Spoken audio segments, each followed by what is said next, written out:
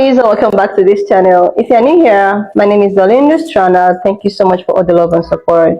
Don't forget to please subscribe to this channel, turn on notifications so that anytime I upload a video, you will be the first person to be notified. And to my returning subscribers, those people that share my videos and also educate you guys are the real MVP. Alright lovelies, let's dive into today's video. So lovelies, I came across this video by For You page on TikTok and I thought to share with you guys where this sister actually shared something that will get you thinking. Like, she went ahead to talk about why the recent anti-blackness and the reason why at which it's so. And I was able to put up, some of her stitch. I'm just going to roll it as well as those stitches I was able to put together. Please leave me your own thoughts in the comment section of what you think of this video. Alright lovelies, let's dive into it. Please recognize that a lot of the anti-blackness directed towards Black Americans from foreign people of color derives from jealousy. See, to be Black American is to be marginalized and disenfranchised, but from a foreign perspective, you're marginalized and disenfranchised in America, which is the best place to be marginalized in, from a foreigner's perspective. I am from a foreign family. I've said this before and it bears repeating. My family is Jamaican. I'm mixed race. I was born in Montego Bay, Jamaica, emigrated to the United States when I was 5, and I am now a naturalized citizen. So in addition to growing up and being socialized in America and matriculating through the American public education system and the university system, I have that lived perspective in addition to the lived perspective of being raised by foreigners. Like, a lot of the opportunities for advancement, for job placement, for obtaining a formal education that are here in America, that exist in America, are of course taken for granted by American citizens who are born here. These opportunities are unheard of in most parts of the world. For example, in Jamaica, the opportunities for employment, right? You can graduate from high school here in America and literally go work at Target or at the Dollar Tree or go learn a trade or something like that. It's not desirable. It's not what society wants you to do. Society says that you should be working in a corporate structure, but the opportunity at least exists. There's also opportunity for obtaining a 4-year college degree through the provision of student loans that are widely available to most eligible individuals, in addition to community college and junior college that's available to folks who wouldn't qualify for federal student loans, but who can work and put themselves through school and pay for tuition out of pocket. Those similar employment and educational opportunities do not exist in places like Jamaica, where you have to be born into a wealthy family to be able to afford a 4-year college degree, because there is no national student loan structure to pay for a university degree. There aren't as many places for employment that don't exist outside of like a hospital or the tourism industry, or if you're not related to a family member who works in like the HR department or the hiring department for a particular place of employment. For example, how I, as an American citizen, can walk into a Costco or a Walmart or a Target or something and be hired based on, my experience or based on my knowledge or what have you. Those places don't exist in Jamaica. So being able to just walk into somewhere with a piece of paper and the ability to work and find that work, that itself, that opportunity is non-existent in most places in the world. So understand that foreign people of color who live in these places where opportunity is few and far between, unless you're born into the moneyed class or unless you're born into the noble class, look at Black Americans living in America and are envious and are jealous. And their thing is, well, what are you complaining about? You don't know anything about marginalization or what it truly means to be dispossessed or what it really means to be oppressed, because you're in America. You have all these opportunities, you have all these chances, you have justice, you have laws and discrimination laws that protect you. Those things don't exist where I'm coming from. So what's the big deal with you? And again, it's envy, because yeah, you're marginalized, but you're marginalized in America, where you have a right to legal advice. You have a right to a speedy and fair trial. You have a right to be protected from unreasonable government search and seizure. You have discrimination laws that protect you. You know what I mean? Like, you have all of these things that protect you that you're just born into just by accident of birth that I don't have in my own country. Mix that envy and jealousy in with the existing anti-blackness that pervades almost every society on the planet, and boom, you have activists and the Palestinian liberation movement being anti-black and racist towards Black Americans. For my Black American brothers and sisters, understand that that's where a lot of the antipathy from other foreign people of color comes from. It's nothing, its basis is in jealousy and envy, and even though that sounds like an oversimplification, I promise you it's not. Again, I grew up in a foreign family, being raised by foreigners, living here in America, while at home I was being socialized as a foreigner, and then in public society and public schools that I was attending and jobs that I held, I was being socialized in American. As an American, I can tell you that perspective that I'm speaking from is absolutely valid. And one last thing, another perspective to add to this is that when you come to America as a foreigner, in addition to fighting white supremacy, in addition to fighting poverty, now you're fighting xenophobia, right? Now you're fighting the immigration system and having to spend tens of thousands of dollars, if you have it, and years matriculating through the immigration system in the US. Foreigners like myself who have to deal with the United States Center for Immigration Services, who have to worry about ICE, who have to worry about whether their green card needs to be renewed, who have to pay for the exorbitant fees that it costs to apply for citizenship, because citizenship is not automatically granted to folks just because you live here for X amount of years. It is something that you have to apply for. It costs thousands of dollars, and it takes years for your application to process. It's not an immediate, yes, congratulations, you're now a US citizen. They have to go through your entire immigration record from the very date you set foot on US soil to determine whether or not you're even eligible to be a US citizen. And all while that process is ongoing, you are experiencing xenophobia, you are experiencing struggling with your dual identity. On the one hand, you're not fully American, so you're not quite in with American crowds, but on the other hand, your family and your immediate network don't view you as being a full native of the homeland either, because now you live in America and you grew up here and you've been socialized here. So you struggle with those identity complexes and whatnot, all while you're waiting for the US government to turn around and say, okay, yeah, you can be here forever now, basically. My mom raised my sister and I while my mom and I were undocumented immigrants. My sister was born here, thank God, but my mom and I were undocumented immigrants for 15 years, not because we came here illegally, not because we came here by subverting the process. We arrived with visas. My mother was married to my father, who was a Jamaican national, who was also a US citizen. So this process wasn't because of any of our own doing. We came here, lived an upper middle class lifestyle, and came from the upper class of Jamaican society, and yet and still we still struggled. So for my Black American brothers and sisters, add all of those nuances to not explain away or to justify the racism and the anti-blackness that we're seeing from foreign communities of color, but to explain it so that you understand where it's coming from. Foreign people of color are deeply envious of Black Americans and the privileges and the liberties Black Americans seemingly have here in the United States. And yes, they full well know that those privileges are always at risk of being taken away by white patriarchal structures, because these foreign communities of color are subject to those same structures abroad. They know that. The issue is that unlike Black Americans, they don't have the balls to stand up to those patriarchal structures. And that's another element of the envy. Something that my Black American friends have taught me, a phrase that I carry with me everywhere, is that closed mouths don't get fed.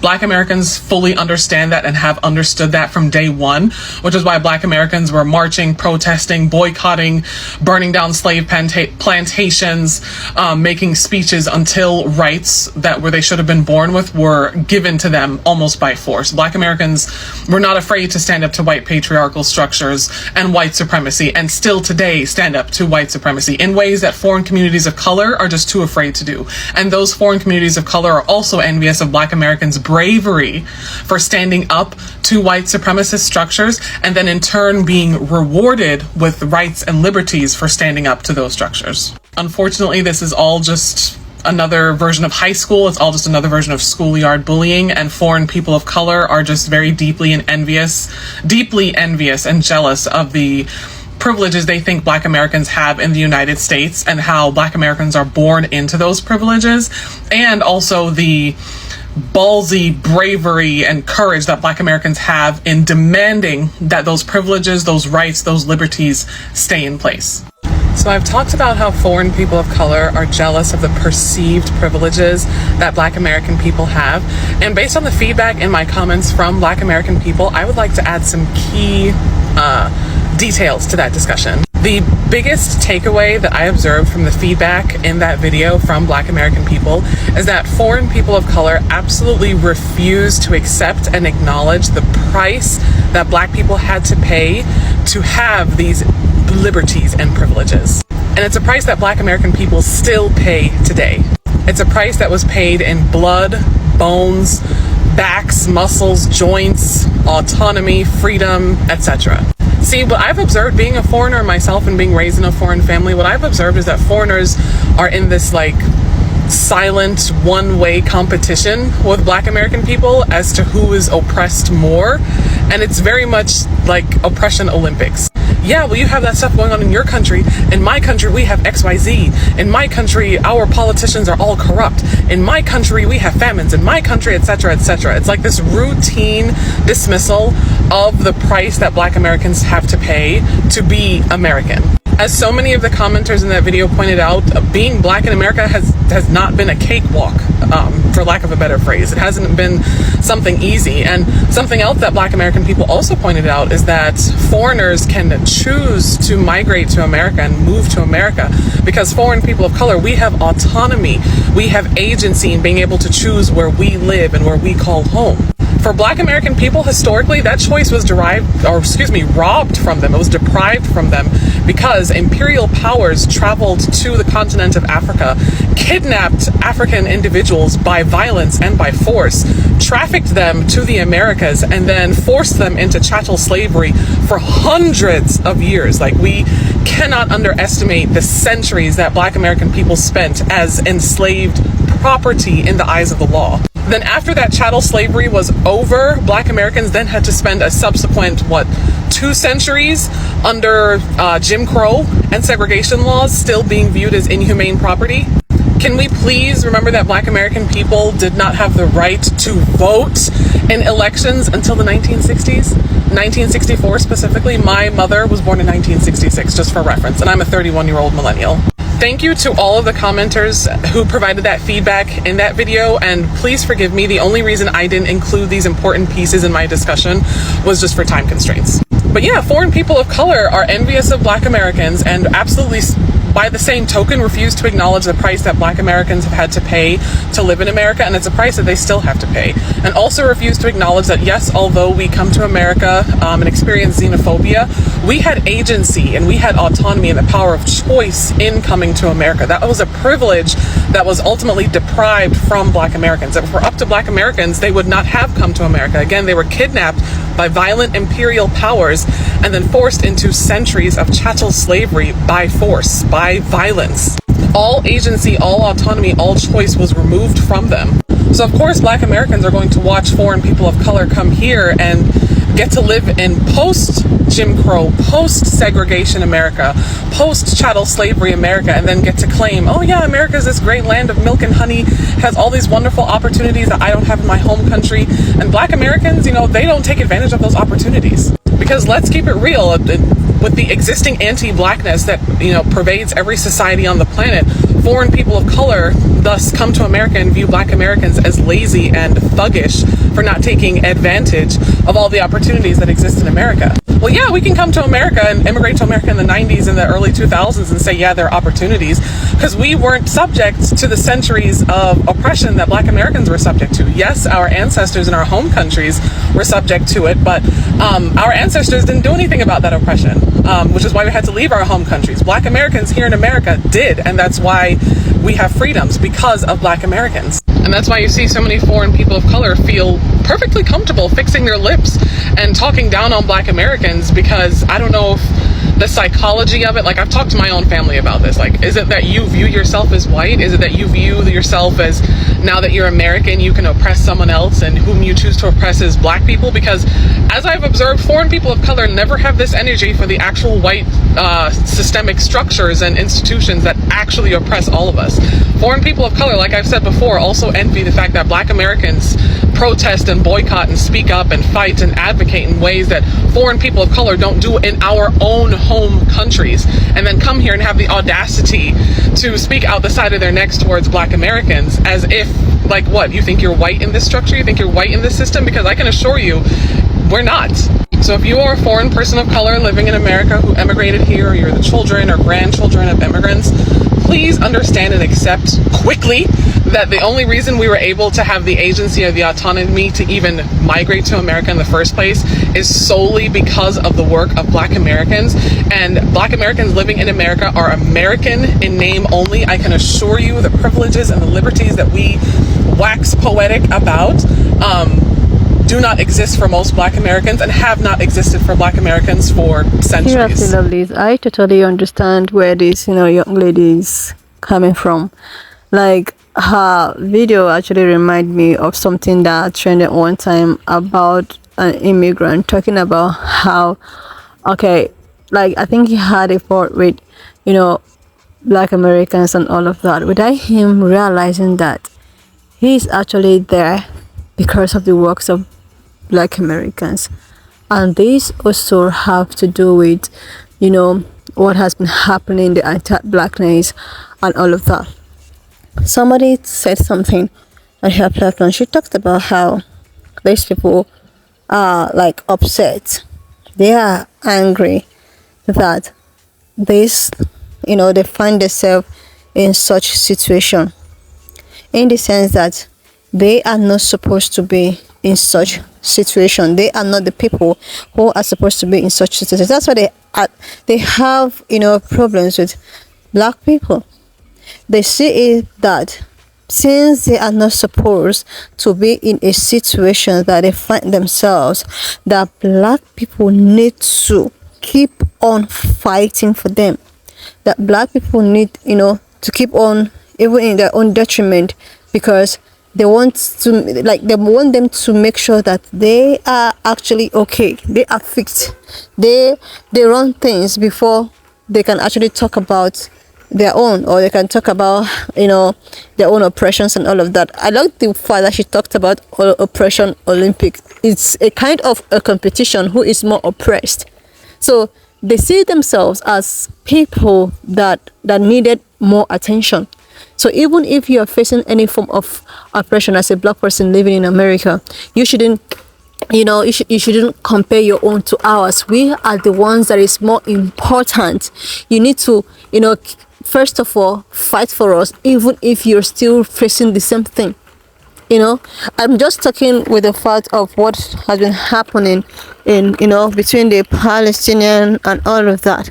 So they believe that Black people are supposed to leave whatsoever they want to fight for, even if it's their own, for their own cause, and focus more on them first. Like, they are the most important one. They are the ones that is more oppressed first, before fighting for any other person. And this is something that has keep on happening. And also this has to do with immigrations, migrants that migrated over to the US and all of that. There's a video that actually trended. I think it was actually a Black dude, a PE.PLE, Jeffrey.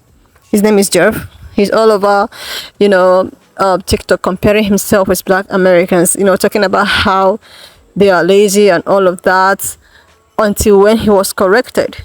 Like, these people don't know the work at which Black Americans has actually put into.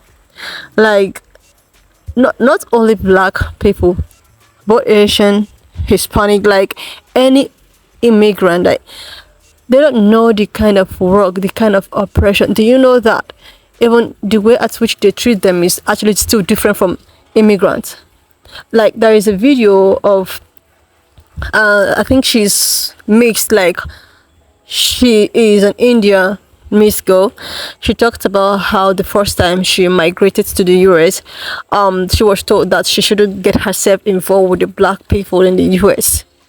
That when she get herself involved with such people, that her appointments might be terminated. Like, this is what they have to tell you as an immigrant, in order for them to make sure that they are in control of you. That means even these people are still suffering today. Even if slavery is abolished, they still have one way or the other to still look for a way to suppress. Just look at, for them to actually employ an immigrant, they have to be like, they have to tell you that, oh, you don't need to associate yourself with this person, like you should just disassociate yourself. Like, for them to go to such extent, that is to tell you the level at which this has reached. Like, this is why when all of this thing that has to do with anti-blackness, who is to vote who and all of that, I just tell myself that, people that wears the shoes know the way, or knows exactly where the shoes pinches them. If you're not living over there, you do not even have the right to talk about who to vote and who not to vote, because you're not the one there. You're not under the system. You're not wearing the shoes. You don't know how oppressed they are. They have been. You don't know if maybe they have some other checklist to do so that every other person can enjoy the benefit. This is what they have done before. This is what, like, they have done years upon years. That is why any other person, every other immigrant can actually migrate there and enjoy any form of benefit that they feel that they enjoy, because of what these people have put through. So that's why sometimes I just leave, like, allow them to make their choices. They are in the best position to know what they feel that is, good for them and any other individual. Anyway, lovelies, why not just leave me your own thoughts in the comment section of what you think of this video. And please do not forget that we do not support any form of bullying, harassment, or whatsoever. We're just here for educational and informative purposes. So please subscribe if you're here to do that, like, and I will see you, lovelies, when I upload the next one. Watch up to this extent. Thank you so much for all the love and support. Don't forget to please subscribe to this channel, share this video, leave a thought in the comment section, and I will see you, lovelies, when I upload the next one.